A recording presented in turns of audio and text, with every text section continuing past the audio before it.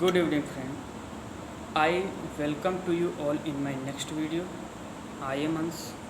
I will discuss today a very important and essential topic of class 12th chemistry first chapter, which is very essential for the board as well as competitive exam. The chapter name is solid state. What is solid state? ठोस अवस्था क्या है?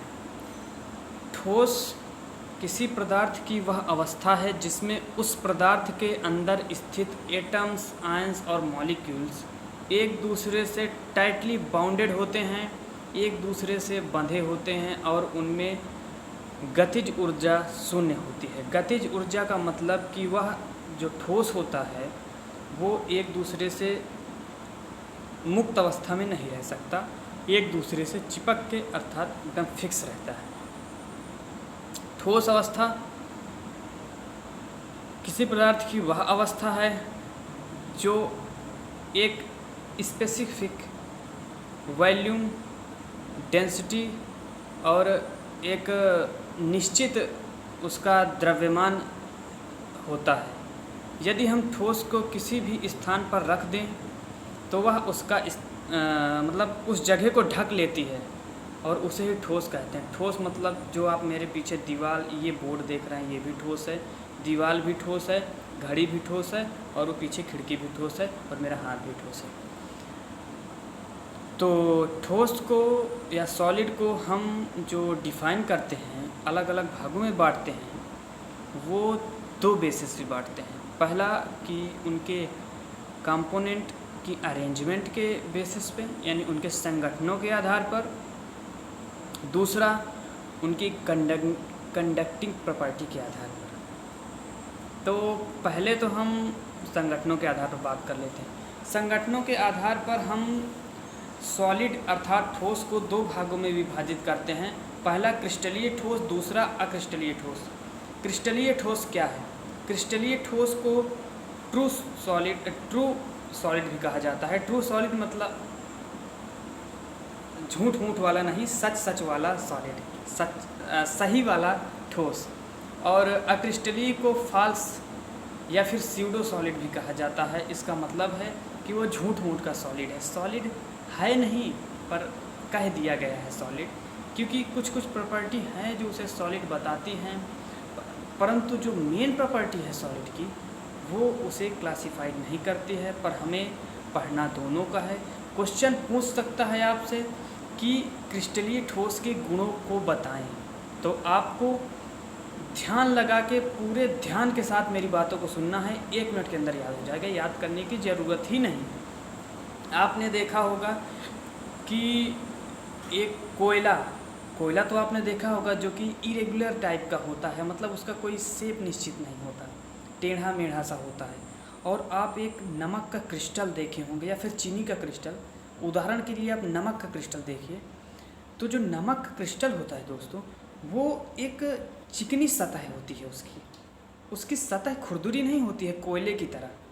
तो क्रिस्टलीय ठोस के अगर आपको गुण लिखना है तो पहला गुण तो यही है कि क्रिस्टलीय ठोस उन ठोसों को कहा जाता है जिनको यदि हम चाकू से काट दें तो उनकी जो सतह है वह चिकनी हो जाए, या फिर उनको घस दिया जाए तो उनको एक चिकनी सतह प्राप्त हो। अक्रिस्टलीय ठोस दूसरे इन अदर हैंड अक्रिस्टलीय ठोसों को इस तरह आप बताएं कि अक्रिस्टलीय ठोस ऐसे ठोस होते हैं जिनकी सतह को यदि हम चाकू से काटें या फिर उसे घिस दें तो उसकी सतह खुरदुरी ही रहती है। इसका कारण है रेगुलेशन ऑफ एटम्स।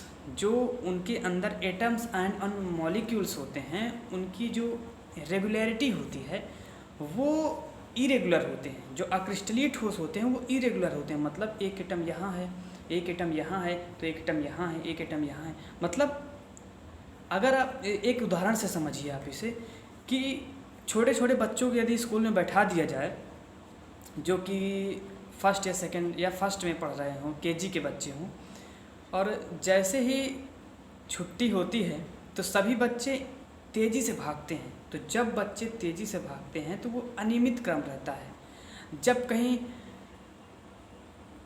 परमाणु या फिर किसी चीज़ का विस्फोट होता है तो वहाँ पे सभी लोग भीड़ भाड़ इकट्ठा हो जाती है, एक दूसरे से भागने लगते हैं, वो भी अनिश्चित क्रम होता है, इरेगुलर प्रॉपर्टी होती है। तो दूसरा आपको बताना है क्रिस्टलीय सॉलिड का जो दूसरा गुण ये बताना है आपको कि क्रिस्टलीय ठोस उन ठोसों को कहा जाता है जिनके एटम, आयन एंड मॉलिक्यूल्स एक नियमित क्रम में व्यवस्थित होते हैं, are arranged in a regular क्रम, ठीक है। और अक्रिस्टलीय को बताना है कि अक्रिस्टलीय ठोस उन ठोसों को कहा जाता है जिनके एटम्स, आयन्स एंड मॉलिक्यूल्स यानी कि जिनसे वो मिलके बने हैं वो इरेगुलर पैटर्न में अरेंज हो, मतलब अनियमित क्रम में अरेंज है, इधर उधर अरेंज हो। अब नियमित क्रम में अरेंज होने के कारण इनमें एक प्रॉपर्टी आ जाती है, आप लिंक करते चलिए इन सब चीज़ों को। नियमित क्रम में व्यवस्थित होने के कारण ही इनका जो टेम्परेचर है वो शार्प हो जाता है, अर्थात टेम्परेचर निश्चित हो जाता है, कांस्टेंट हो जाता है, नियत हो जाता है। अब इस शार्प का क्या मतलब है? इसका मतलब यह है कि यदि हम लोहे की बात करें जो कि एक क्रिस्टलीय सॉलिड है, ठोस है, क्रिस्टलीय ठोस है, उसका गलनांक होता है 1530 डिग्री सेल्सियस पे लोहा पिघल जाता है। पर यह जो 1530 डिग्री सेल्सियस तापमान है ये निश्चित तापमान है, तो इसलिए ये क्रिस्टलीय सॉलिड है। अब दूसरे शब्दों में बात कर लें यदि हम शीशे की, शीशा आप जानते होंगे, मिरर जिस पे आप चेहरा देखते हैं, कंघी करते हैं, बाल झाड़ते हैं, वो शीशा अक्रिस्टलीय सॉलिड है, इरेगुलर शेप होता है उसका, उसके जो एटम, आयन एंड मॉलिक्यूल्स होते हैं वो इरेगुलर पैटर्न में अरेंज होने के कारण जब हम उनमें टेम्परेचर देते हैं तो वो एक निश्चित क्रम में ना व्यवस्थित होने के कारण टेम्परेचर उनका कांस्टेंट नहीं हो पाता। शीशे को अगर हम पिघलाना शुरू करें तो पहले तो वो 6000 डिग्री सेल्सियस में पिघलेगा, फिर उससे कम तापमान करेंगे तो पिघलेगा, उससे ज़्यादा तापमान करेंगे फिर पिघलेगा, इकट्ठा नहीं पिघल सकता। आप चाहे 6000 डिग्री सेल्सियस में पिघला लीजिए, पिघल ही नहीं सकता। और अगला गुण ये है, इसकी अगली प्रॉपर्टी ये है कि जो मैंने 3 बता दी, चौथी ये है कि हम जो क्रिस्टलीय सॉलिड होते हैं, क्रिस्टलाइन सॉलिड, वो लॉन्ग रेंज में अरेंज होते हैं, मतलब उनके एटम्स एक लंबे क्रम में व्यवस्थित होते हैं और इसी व्यवस्था के कारण वो एक उनका जो घनत्व होता है वो बहुत ही ज़्यादा हो जाता है, उनका आयतन बहुत ज़्यादा हो जाता है, उनका घनत्व बहुत ज़्यादा हो जाता है, उनका मास भी उनकी अपेक्षा ज़्यादा होता है। तो बस हमने इसकी बात कर ली। और इसमें का एक प्रॉपर्टी और है कि यदि हम क्रिस्टली अगर आपके पास यदि एनसीईआरटी की बुक हो तो उसमें एक लोगो लगा रहता है, या फिर अगरबत्ती के डिब्बे में जो डायमंड अगरबत्ती आती है उसमें मैंने देखा है उसमें एक लोगो लगा रहता है डायमंड का, या फिर कई कंपनियां अपना लोगो लगाती हैं अपने प्रोडक्ट में। वो जो लोगो लगा होता है उसे आप जिस तरह जिस एंगल से देखेंगे उस एंगल से वो अलग अलग दिखाएगा, अलग अलग मतलब चमकता हुआ दिखेगा। कभी कभी आप मार्केट पे जाएं या फिर कोई फ़ोटो वगैरह ख़रीदें तो आपको फ़ोटो में मिलेगी, यहाँ से देखेंगे तो शिव जी दिखेंगे, इधर से देखेंगे तो बजरंगबली दिखेंगे। तो ये सब क्रिस्टलाइन सॉलिड का ही कमाल है, क्रिस्टलीय ठोस का ही कमाल है दोस्तों। जो क्रिस्टलीय ठोस होते हैं उनमें एक प्रॉपर्टी पाई जाती है जिसे कहते हैं एन आइसोमॉर्फिक प्रॉपर्टी, विषमदैशीय गुण। इस गुण का मतलब यह है कि उनके जो प्रकाशीय गुण होते हैं अर्थात अपवर्तनांक, परावर्तन, अपवर्तन, ये सब अलग अलग दिशाओं से अलग अलग होते हैं। मतलब अगर हम इन्हें जिस भी दिशा से देखने का प्रयास करें उस दिशा से ये अलग अलग गुण दर्शाते हैं, अलग अलग इनका घनत्व होता है, इनका आयतन अलग हो जाता है अगर इनको देखने की प्रक्रिया को हम बदल दें। तो इसलिए इनमें विषमदैशी एंड आइसोमॉर्फिक प्रॉपर्टी पाई जाती है, जिसे आपको लिखना ज़रूर है। 4 हो गए। 5वां ये ब्राइटल के नेचर के होते हैं, मतलब कि थोड़ा सा भंगुर प्रकृति के होते हैं, और इन्हीं का अपोजिट बताना है आपको क्रिस्टलीय ठोस में। अब जो क्रिस्टलीय ठोस है, चूँकि ये ट्रू सॉलिड है, झूठ मूठ वाला है नहीं, तो हमें इसे ही पढ़ना है, झूठ मूठ वाला पढ़ना नहीं, जो कि अक्रिस्टलीय अनक्रिस्टलाइन सॉलिड जो है उसे तो हमें पढ़ना ही नहीं है, तो हमें क्रिस्टलाइन सॉलिड पढ़ना है। तो क्रिस्टलाइन सॉलिड को हम 5 भागों में बांटते हैं: आयनिक solid, covalent solid, molecular solid, atomic solid और लास्ट में मेटालिक सॉलिड। आयनिक सॉलिड, आयनिक क्रिस्टलाइन सॉलिड। आयनिक क्रिस्टल जो होते हैं, आयनिक क्रिस्टल उन क्रिस्टलों को कहा जाता है जिनके घटक अर्थात कंपोनेंट आयंस के बने हों। और आपको पता है कि आयंस के बीच इलेक्ट्रोस्टैटिक फोर्स लगता है जो कि उन्हें एकदम टाइट बनाता है। इस वजह से पहला गुण तो इनका ये होता है कि आयनिक क्रिस्टल उन क्रिस्टलों को कहा जाता है जिन क्रिस्टलों के कंपोनेंट आयंस के बने हों, उन्हें आयनिक क्रिस्टल कहा जाता है।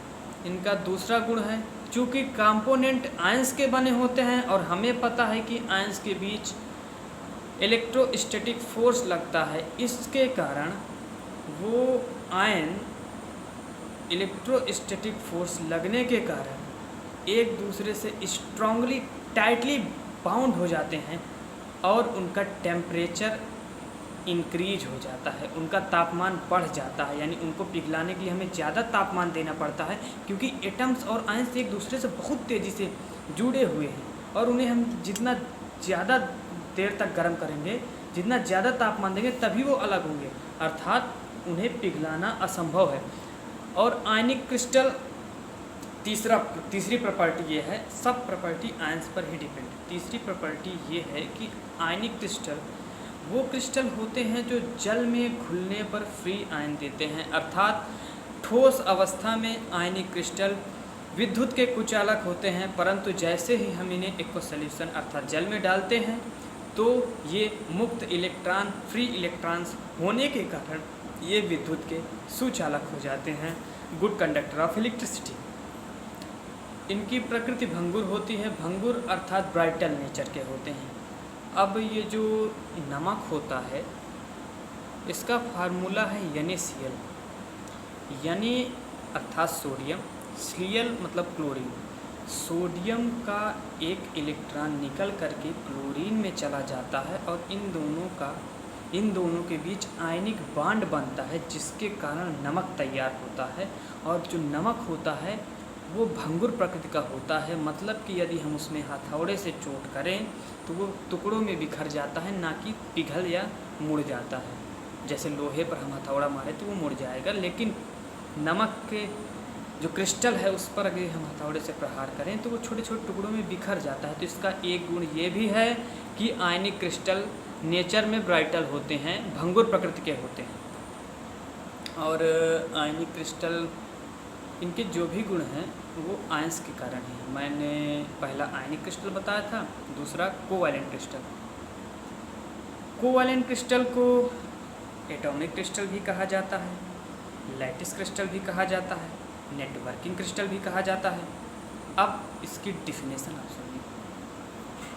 कोवैलेंट क्रिस्टल उन क्रिस्टलों को कहते हैं जिनके कंपोनेंट एटम्स के बने हों और एटम लॉन्ग रेंज में अरेंज हों। ये एटम इस प्रकार से व्यवस्थित हों कि एक जाल की भांति व्यवहार करें, अर्थात एक जाल बनाएं, तो इसीलिए इन्हें नेटवर्किंग क्रिस्टल भी कहा जाता है।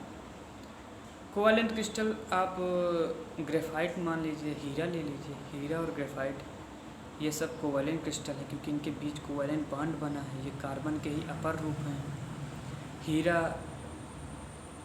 कार्बन से ही बना हुआ है। यदि हम किसी कार्बन पार्टिकल को कई वर्षों तक गर्म करें या फिर उसे एक ज्वालामुखी के अंदर डाल दें तो उसके जो टेम्परेचर है उसके कारण उसके कार्बन के बीच जो बॉन्ड बनता है 120 एंगल का, 120 डिग्री का जो बॉन्ड बनता है वो खिसक करके 90 डिग्री का हो जाए और दो बॉन्डों के बीच की दूरी 180 हो जाए तो वहाँ पे हीरे का निर्माण होता है, अर्थात वहीं पे डायमंड बनता है।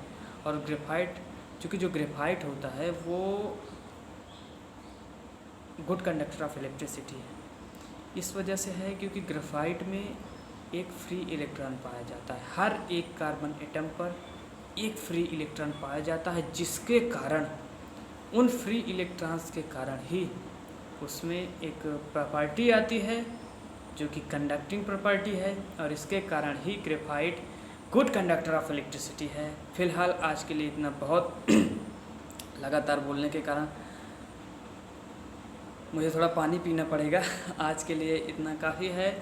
और महत्वपूर्ण बात ये है कि इन सब टॉपिक्स को यदि हम समझ के पढ़ें या फिर इनको एक दूसरे से जोड़ करके हम उनको लगातार जोड़ करके पढ़ें तो हमें यह बात अच्छे से ईजिली समझ में आ जाती है और हम एग्ज़ाम में लिख भी पाते हैं। वीडियो को देखने के लिए बहुत बहुत धन्यवाद। I hope this video is very very beneficial for you.